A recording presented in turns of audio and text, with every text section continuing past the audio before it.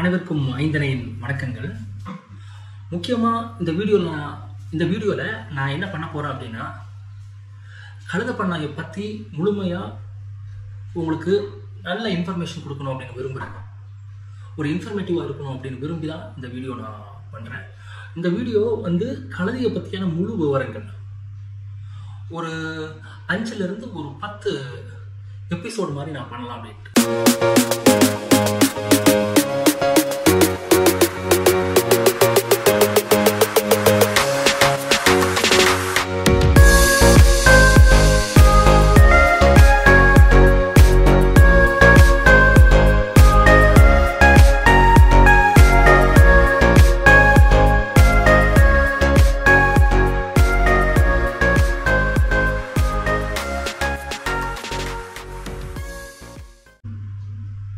ஆக்சுவலாக நான் யாரு? என்னோட பேரு ராஜு ஜோசப். நான் எங்கிருந்து பேசுறேன் அப்படின்னா, நான் இருக்கிற இடம் திருச்சி மாவட்டம் முசிறி. ஐந்தனை டாங்கி பிசினஸ், ஐந்தனை கழுதை பண்ணை, ஐந்தனை கழுதை வியாபாரம். நான் எப்படி இந்த பிசினஸ்க்கு வந்தேன்? யதார்த்தமா நான் பாத்தீங்கன்னா, நான் ஒரு 15 வருஷத்துக்கு முன்னாடியே கழுதை வச்சிருந்தேன். 30 ஏக்கர் பண்ணையில. அந்த 30 ஏக்கர் பண்ணையில நான் லீசா அப்படிங்கிற ஒரு கான்செப்ட்ல நான் ஒர்க் பண்ணிக்கிட்டு இருக்கோம். ஐந்தனை பண்ணை தான் அந்த பண்ணைக்கு பேர். 30 ஏக்கர். இந்த பண்ணைய ஆரம்பிச்சு வச்சவர் நம்ம ஆழ்வார். அப்ப நாங்க என்ன பண்ணணும்? லீசான்னு ஒரு concept, low external input and sustainable agriculture அப்படிங்கிற ஒரு கான்செப்ட். அப்படின்னா என்ன? விவசாயிகள் தங்களுக்கு தேவையான இடுபொருட்களை அவங்க தயார் பண்ணிக்கணும். ஒண்ணுமே முடியல அப்படின்னாதான் ரசாயன விவசாயம் பண்ணணும். அப்படின்னா என்ன? இயற்கை விவசாயத்துக்கு தேவையான, இப்ப இயற்கை விவசாயம் அப்படின்னு பேசுனீங்கன்னா, இயற்கை விவசாயம் அப்படின்னா இயற்கை விவசாயத்திற்கு தேவையான இடுபொருட்களை அவங்க தயார் பண்ணணும். ஒண்ணுமே முடியல அப்படின்னா பூச்சிக்கொல்லியை ரசாயன உரத்தை மாதிரி அடிக்கணும். இப்போ அதுல நாங்க என்ன பண்ணோம்?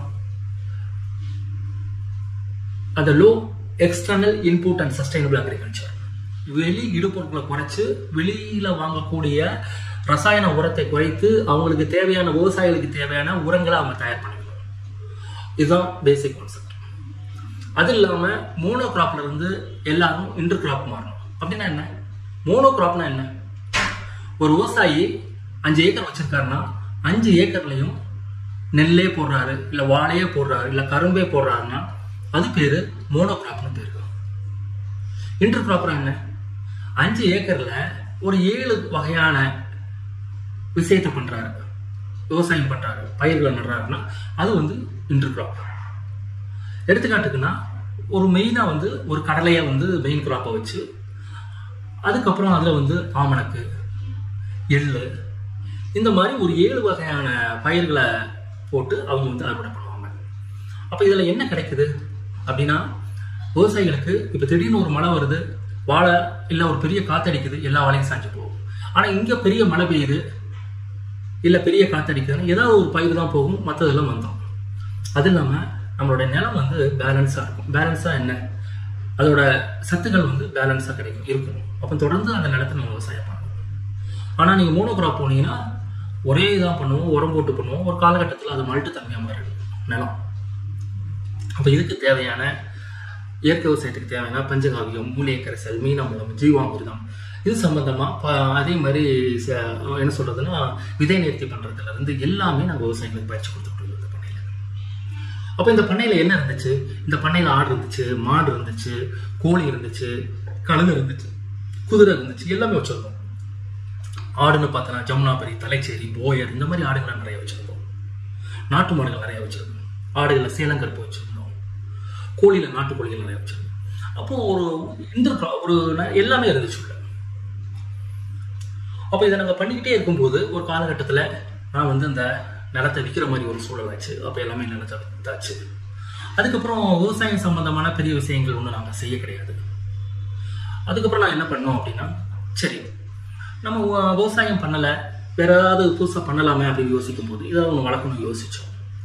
யோசிக்கும் போது ஆடு வளர்க்கலாமா, மாடு வளர்க்கலாமா, கோழி வளர்க்கலாமா அப்படின்னு பார்க்கும்பொழுது ஒரு 5 வருஷத்துக்கு முன்னாடி ஆடு வளர்க்கலாம் அப்படின்னு யோசிச்சோம். ஆடு வளர்த்தோம். அப்போ புதுசாக நம்ம ஏதாவது ஒன்று பண்ணலாம் அப்படின்னு யோசிச்சோம். அப்போ ஏதோ ஒரு விலங்கினை வந்து நம்மகிட்ட இருந்து போயிட்டே இருக்கு அப்படின்னு யோசிக்கும் பொழுது நம்மளுக்கு கண்ணுக்கு முன்னாடி வந்தது நம்ம பஞ்சகல்யாணி தான், கழுதைகள் தான் முன்னாடி வந்துச்சு. அப்போ கழுதைகளை வச்சு நம்ம வந்து கழுதையை வந்து நிறைய காப்பாற்றி ஆகணும். கழுதை எங்கேயுமே இல்லை. அப்போ கழுதை எங்கேயும் இல்லை, கழுதையை நம்ம வளர்க்கணும், கழுதையை வந்து நம்ம ஏன் பாதுகாக்கக்கூடாதா அப்படின்னு ஒன்று யோசித்தோம். அந்த கழுதையிலேருந்து ஏன் நம்ம வருமானத்தை ஈட்டக்கூடாது அப்படின்னு நினச்சோம். அப்படிங்கிற ஒரு சூழலில் தான் நம்ம வந்து என்ன பண்ணோம் அப்படின்னா, சரி கழுதை வளர்க்கலாம் அப்படின்னு யோசிச்சோம். அப்போ நம்ம ஊரில் பார்த்தீங்கன்னா கழுதை அப்படின்னு பார்க்கும் பொழுது யதார்த்தமாக ஒரு இந்தியாவிலே ஒரு 1 லட்சம் 1.5 லட்சம் கழுதைகள் தான் இருந்துச்சு. அதே மாதிரி தமிழ்நாட்டில் பார்த்தீங்கன்னா ஒரு 1500 கழுதைகள். இந்த கழுதையெல்லாம் எங்கே போச்சு? ஒரு 20 வருஷத்துக்கு முன்னாடி நிறையா இருந்துச்சு. மக்களோட பயன்பாட்டுக்கு அது இல்லாமல் போயிடுச்சு. அப்புறம் என்ன பண்ணோம்? கழுதைகள் இல்லை. அப்போ நம்ம கழுதைகளை தேடி ஆக வேண்டிய ஒரு சூழல் ஆச்சு. அது நிறைய நம்ம ஸ்டடி பண்ணும்போது பார்த்தீங்கன்னா யதார்த்தமா நம்ம பார்க்கும் பொழுது இந்த கழுதை வச்சிருக்கவங்க தான் ஒரு காலத்தில் மருத்துவராக இருந்தாங்க. இப்போ நானே வந்து வீட்டில் தான் பிறந்தேன். யார் எனக்கு பேர்காலம் பார்த்தது? ஒரு சலவை தொழிலாளி அந்த வீட்டிலிருந்து ஒரு அம்மா வந்து தான் எனக்கு வந்து அவங்க தான் என்னை வந்து பெற்றெடுத்தது. மீன் அவங்க தான் என்னை வந்து ஒரு டாக்டராக வந்து எங்கள் அம்மா வயிற்றுலேருந்து என்னை வெளியில் கொண்டு வந்திருக்காங்க. அது வந்து ஒரு பெண். அவங்க வீட்டில் என்ன இருந்துச்சு? கழுதை இருந்துச்சு. சரி, அப்போ நம்ம கழுதை வளர்க்கலாம் அப்படின்ட்டு நிறையா கழுதைகளை தேடி வெளியில் அலையும் பொழுது கழுதைகள்லாம் கிடைச்சிச்சுன்னா நிறைய தமிழ்நாடு ஃபுல்லாக நம்ம வெவ்வேறு இடத்துக்கு நம்ம பயணம் செய்ய வேண்டியிருந்துச்சு. ஒரே இடத்துல ஒரு இடத்துல 2 கழுதை, ஒரு இடத்துல 1 கழுதை. அப்போ கழுதை கிடைக்கும் போதும் கழுதையெல்லாம் கிடைச்சிச்சு. ஒரு 10 கழுதை 5 கழுதை வாங்கணும். அந்த கழுதையெல்லாம் வந்து ஆரோக்கியமாக இல்லை. ஏன்னா நம்ம ஊர்ல வந்து என்ன பண்ணியிருக்காங்க அப்படின்னா, கழுதையில வந்து இப்போ பயன்படுத்துறாங்க அப்படின்னா எல்லாம் எதுக்கு அவங்க பயன்படுத்துறாங்க அப்படின்னு பார்த்தீங்கன்னா, அவங்க வந்து பொதி சுமக்கிறது ஒரு காலம். இப்போ வந்து செங்கல், அதே மாதிரி பெரிய புதிய சுமக்க வைக்கிறாங்க. இப்போ மலைக்கு போறதுக்கோ மணல் அணுவதற்கோ 150 கிலோ இருக்கிற இடத்துல 75 கிலோ தான் அதுக்கு மேலே ஏற்றணும். 50% ஏற்றணும். இவங்க வந்து 150 கிலோ இருக்கிற கழுதையில 250 கிலோ 300 கிலோ ஏற்றிட்டு போகும்பொழுது அது முதுகு தண்டு உடைஞ்சிருது, கால் வளைஞ்சிருது. அது இல்லாமல் கழுதையில யாரும் பராமரிக்கிறது இல்லை. அப்போ நம்ம ஊரில் வந்து ஒரு 7 வயசு 8 வயசுல இறந்து போயிருது. அப்போ இதெல்லாம் எங்களோட அனுபவத்தில் நான் பார்த்தோம். இதெல்லாம் என்னோட அனுபவம். சரி அப்படின்ட்டு நம்ம கழுதையை வளர்க்கணும். நிறைய அதில் வாய்ப்புகள் இருக்குது. ஒன்று வந்து கழுதையில வந்து நம்ம வந்து என்ன பண்ணுறோம் அப்படின்னா அதை பாதுகாக்கிறோம், ரெஸ்கியூ பண்ணுறோம். அப்போ அதுலேருந்து நம்ம என்ன வகையான பிஸ்னஸ் நம்ம பண்ணலாம் அப்படிங்கிறத நம்ம பார்த்துக்கோம். இந்த எக்ஸ்பீரியன்ஸ் எல்லாம் அனுபவத்தையும் நான் எப்படி இதில் வெற்றி பெற்றேன் அப்படிங்கிற சொல்கிறதுக்கு தான் நான் இந்த வீடியோ எடுத்துக்கிட்டு இருக்கேன். ரொம்ப சந்தோஷம். இந்த வீடியோ உங்களுக்கு பயனுள்ளதாக இருக்குன்னு நினைக்கிறேன். நெக்ஸ்ட் வீடியோவில் நம்ம எப்படி பராமரிக்கிறதுங்கிறத நம்ம பார்க்கலாம். ஐந்தனை டாங்கி பிஸ்னஸ் இந்த வீடியோ நீங்கள் பார்த்துட்டு இருக்க எல்லாத்துக்கும் மிக நன்றி. இந்த வீடியோவை நீங்கள் ஷேர் பண்ணுங்கள், லைக் பண்ணுங்கள், சப்ஸ்கிரைப் பண்ணுங்கள். மிக நன்றி.